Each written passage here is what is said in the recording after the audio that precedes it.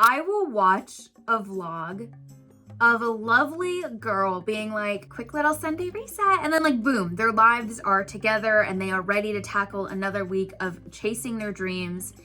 And I have never related to anything less in my life.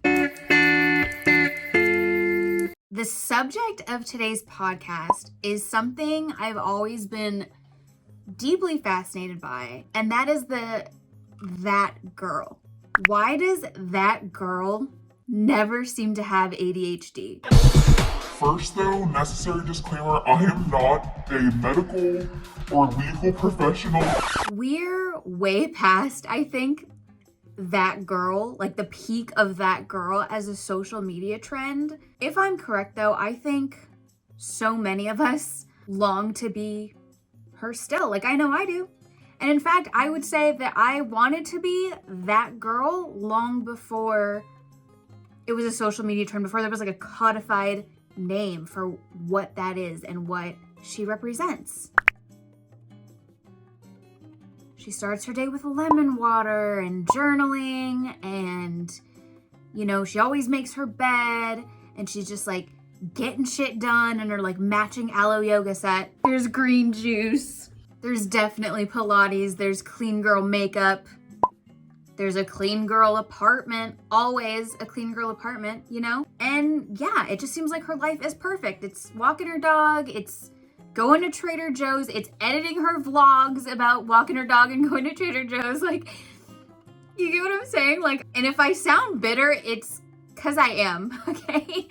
Let's smash cut to my fucking life. It's weeks, years actually, but we're not gonna go there right now, of unopened mail. There's 4 days worth of coffee cups on my nightstand. And like shit, I just remembered, I have a dentist appointment in 5 minutes at the office 10 minutes away, and shit, let me put a hat on because I haven't washed my hair in 3 days, right? Like, that's my reality. I mean, it looks clean in here right now, but like, trust me, I did this 10 minutes before turning on the camera.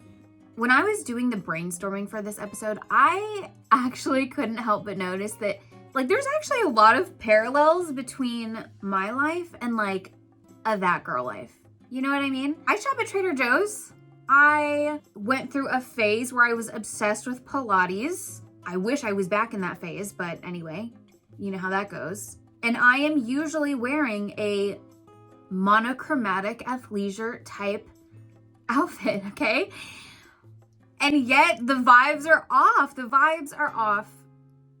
And I have my suspicions. I think it's because even if you strip away the very like obvious aesthetic part of being that girl, and like make no mistake, the aesthetic is hugely important, but take that away, what I feel radiating from these women when I watch their content is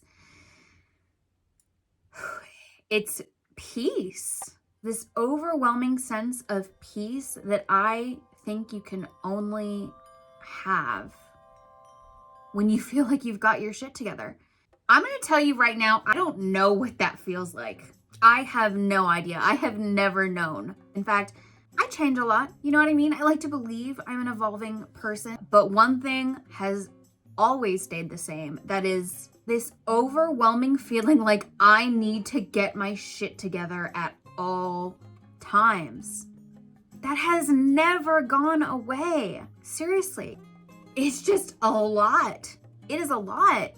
I first heard about ADHD in like elementary school probably. There were kids in class that I knew had it, or at least you would suspect that they have it based on like their behavior or whatever, right? One thing that I knew for sure though, wink wink, because I was totally fucking wrong, was that like I don't have it, right? The condition is called attention deficit hyperactivity disorder.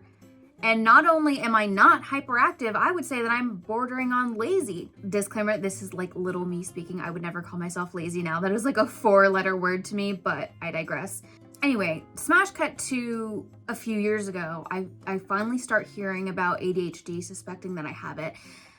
And I start to learn how ADHD typically presents very differently in women, in that is a hyperactivity of the mind. I will never forget that incredibly validating feeling of learning that like it could be hyperactivity of the mind. Because while there are so many ways that having ADHD impairs you, for me, the thing that sucks the most probably, or at least like feels the most obvious most of the time, is the way that I cannot stop my brain from constantly scanning over the million different tabs that I have open in my brain. You know what I mean? Actually, that's not true. Sidebar, there's one way to shut my brain down, and that is to put something mindless on the TV or on my phone, or both at the same time, probably. Open a party-sized bag of Doritos and smash them until my blood sugar crashes, and I fall asleep on the couch in my makeup without brushing my teeth. Wake up the next morning, you know how that goes, I'm assuming. But right, like that girl would never. I don't want to be that person anymore.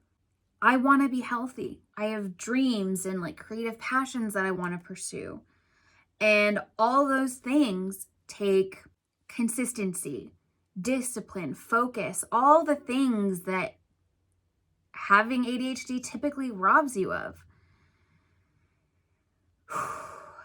And it sucks. You get in your own way and you're so tired of getting in your own way, and then you do something that you think is going to change it. But then even when you set up the perfect system, even that eventually fails. Like, so it's temporary because eventually you even get bored of like the perfect system that you set in place. Like, it's exhausting. I mean, honestly, like if I get in a flow state, I can do anything. But otherwise, like being forced to sit down and do something that I just don't have any interest in is borderline physically painful. I am not in like hyper focus fixation mode, which by the way, feels like I have no control over most of the time anyway. But the thoughts come at me like popcorn. Do this, text this person back. Shit, I forgot I left my laundry in the washer overnight. Oh, you're supposed to send that person that video. Like, oh crap. And they just don't stop. They do not stop, which makes it impossible to get anything meaningful done. And contrary to popular belief, writing them down doesn't always help because chances are I've actually already written it down. I've just forgotten that I've already written it down. So then I've got like, I could go on and on and on about this. I'm curious to know how many of us have heard of the Getting Things Done system by David Allen. I immediately bought the audiobook. I listened to it like 3 times on repeat because I was just trying to internalize all the bits and bobs of his system. And on the one hand, I'd be listening and be like, yeah, like that makes sense. Okay, like that, this seems like this could be the way to change my life. But then even in the beginning of the book, he starts talking about how he like typically works all these like high-powered executives. And it's very important they block off a weekend to get all their affairs in order. And I'm like, a weekend? You know how I would kill for it to feel like I only needed a weekend to get my life together? It would take me a month. It would take me at least a month. Actually, it would probably take me a month if I had a magic wand where I could freeze everything else going on in the world except for me getting my shit together, and then it would take me a month. Otherwise, it would take me 6 months. Because between things I want to sell, between clothes that I should have taken to the tailor a long time ago, between all the notes I have in a million different notebooks and like want to digitize, it just never fucking ends. And I can never stop thinking about it. You know what I mean? This is the stuff that keeps me up at night. I've given it some thought. What are 3 things that I want to implement in 2023 just to help me manage my ADHD and ultimately become my version of that girl? The first one is huge. It's huge. But first we have to back up. So these last few years, I've tried to manage my ADHD by just implementing all the like ADHD productivity hacks that I could find, and I have found many helpful ones. But I never sought a formal diagnosis because I did not want to take meds.